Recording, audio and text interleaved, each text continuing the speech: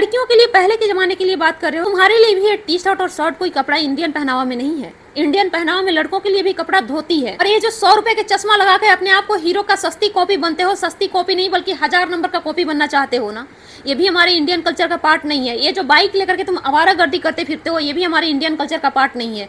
लेकिन तब तो तुम्हें अपना इंडियन कल्चर दिखाई नहीं देता है, क्योंकि जहां तुम्हें सुख सुविधा की बात आती है वहां पे तुम्हें इंडियन कल्चर नहीं दिखाई देता है। लड़की छेड़ना हमारे इंडियन कल्चर में नहीं आता है, लेकिन वो तो तुम लोग बहुत अच्छे से करते हो। और ज्यादातर वो लोग संस्कार की बात करते हुए नजर आते हैं जो अपने घर में गाली गलौज करते हुए नजर आते हैं। खासतौर से अपनी माँ को गाली देते हैं, अपनी बहन को गाली देते हैं, खुद कभी स्कूल पढ़ने नहीं जाते हैं, खुद कभी कॉलेज पढ़ने नहीं जाते हैं, और पढ़ने भी जाते हैं तो वहां भी प्रिंसिपल से और प्रोफेसर से बदतमीजी करते हुए नजर आते हैं। अगर वहां पे कोई लेडी टीचर है तो उस पर भी ये लोग लाइन मारते हुए नजर आते हैं। जब तक वो लेडी टीचर अनकंफर्टेबल फील न करने लगे तब तक इन लोग को आत्मा को शांति नहीं मिलती है। और ये लोग बैठ करके लड़कियों को संस्कार में कैसे रहना चाहिए उसकी बात करते हैं। भाई साहब, दूसरे के संस्कार की बात करने से पहले अपने गिरेबान में झांक कर देखो। इस दुनिया में लड़कियां चाहे जितनी भी गलत होगी, खासतौर से हिंदुस्तान में लड़कियां चाहे जितनी भी गलत होगी, मुझे तो लगता है कि ये कोठे पर बैठी हुई औरतें भी तुम जैसों से कहीं ज्यादा बढ़िया होती। तुम जैसे संस्कारी लोग, खासतौर से जो लोग अपने आप को संस्कारी होने का दिखावा करते हैं, उनसे ज्यादा बढ़िया होती है कोठे पर बैठी हुई लड़कियां। लेकिन तुम उससे भी कहीं ज्यादा गिरे हुए हो। और तुम बताओगे कि लड़कियां कैसी होती है और लड़कियों को कैसा होना चाहिए। तुमसे लड़कियों को सर्टिफिकेट चाहिए।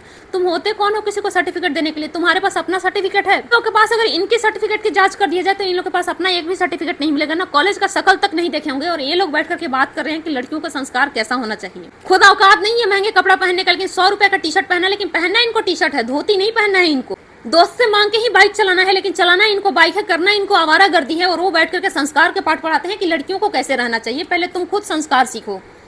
लड़की पटाने के लिए आए दिन नए नए दोस्त से गाड़ी बदल के दिखाते हो लड़कियों के सामने में कि मैं बहुत ज्यादा अमीर हूँ, उसके बाद में कहते हो लड़कियां गोल्ड डिगर है। तुम दिखाते किस लिए हो? एक भी कोई अच्छी क्वालिटी है जो बता दो, जिसको देखकर लड़कियां सोचे कि हाँ तुम्हारे सर्टिफिकेट की जरूरत है लड़कियों को। ऐसे कंडीशन में अगर मुझ जैसी लड़कियों की पूरी लाइफ अकेला रहना चाहेगी, लेकिन तुम जैसे घटिया लोगों से ना दूर रहना पसंद करेगी हमेशा के लिए।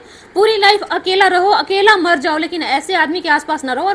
और खासतौर से मैं लड़कियों से अपील करना चाहूंगी कि कोई भी लड़का जिसे आप शादी करना चाहती हो, एक बार उस लड़के से ना बात कर लिया करो। एक कहने की बात होती है कि नहीं साल 2 साल तक बातें हुई हमें पता नहीं चला, पता होता है। बातें होता है कि हम इग्नोर करके बैठते हैं उस चीजों। संस्कार का पाठ इतना ज्यादा लड़कियों को पढ़ाया गया है कि लड़का का बदतमीजी सहना भी लड़कियों के लिए संस्कार का पाठ लगने लगता है। इस संस्कार के पाठ से एक बार हट के देखो, उसके बाद में इसकी बदतमीजी साफ साफ नजर आए। ऐसे कंडीशन में लड़कियों को जानना चाहिए शादी के बाद।